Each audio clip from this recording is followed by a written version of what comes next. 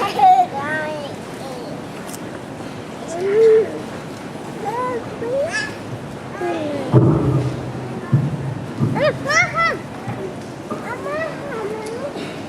I was very young, I made 3 goals. I wanted to be an Eagle Scout, a Valedictorian, and a missionary for my church. Tonight, this is the accomplishment of 2 of those goals.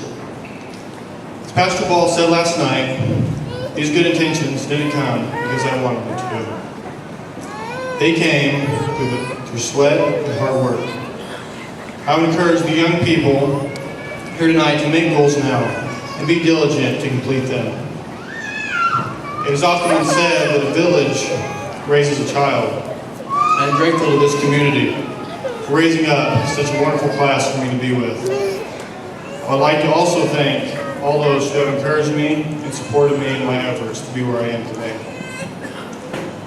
The other day, we had the privilege to play against the undefeated teachers in the annual Seniors versus Teachers volleyball tournament.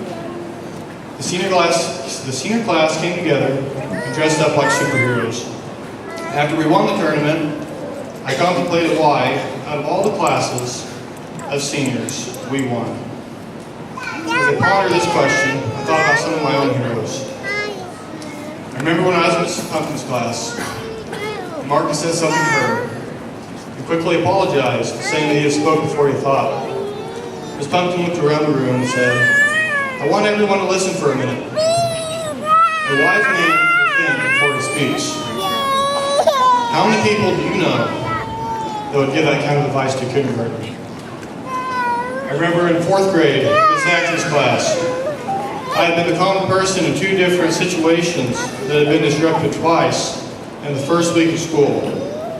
Before she disciplined me, she called me up to her desk and said, "You've been the common person in both groups this week. Are you going to be a problem to me this year?" Because she had done this, I'd always give her my best, to give her my respect, because I knew she cared for me. In 6th grade, many of us met a teacher who would be a great friend and influence in our lives for many years to come. That person is Mrs. Ball. I will never forget the day of school when she asked to make an acronym out of our name that described us. After we completed our acronym, she asked us to share them. When it was my turn to share, I told her to go on my name. She stood for ordinary. She was so taken back. She looked around the class and said, "Nobody is ordinary." And as for as long as I've known her, she has never treated anybody as though they're ordinary. I share these experiences just to show some of the great heroes in this community who have raised our class. Although we celebrate tonight as we graduate, it's definitely not the end of our beginning. As we leave tonight, we remember where we came from and the heroes that have led the way. At our 6th grade DARE graduation, they played a song. It's by Mariah Carey. I'd like to read some of the lyrics. It says, "There's a hero if you look inside your heart. You don't have to be afraid of what you are. There's an answer if you reach into your soul. And the sorrow you know will melt away." And then the hero comes along with the strength to carry on. And you cast your fears aside because you know you can survive. And when you feel like hope is gone, look inside you and be strong. And you'll finally see the truth that a hero lies in you. We have all had heroes in our lives, and we must take up the gauntlet that they have passed down to us. For when we leave here tonight, we will no longer be the seniors of Wheaton High School, but the heroes of the world.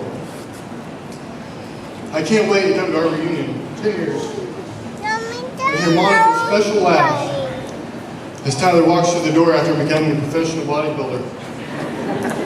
I can't wait to see Christopher drifting in the parking lot in his Nissan Skyline, blaring his Taylor Swift music, and then getting pulled over by Matt for disturbing peace. I can't wait to tell Joey, "I'm sorry," one more time. And tell Daisy that she's my old man. we might as well have Marcus and Justice revise for the Comedy Act. And of course, with his magical disappearing abilities, we will never know if Michael came or not. As your friend, I would encourage all my classmates to seek further education and pursue a career that strengthens home, family, community, and country. May we always make goals and complete them with excellence. Last night, Pastor Ball warned us that there would be many who tell us that we can't. But as he said, if we trust in the Lord, we learn that all things are possible to him who believes. My hope is that we all render service to those less fortunate than us. I express my appreciation to all those who are in attendance tonight for all your love and support and all the many prayers that have been offered on our behalf. I'd also like to thank our excellent teachers who put many, many long hours in preparing us for life. And as your class president, I declare the seniors of 2014 not only the most fun to be around, but the most likely to succeed, because as we learned from the volleyball tournament, the Hollywood is right. Heroes never fail.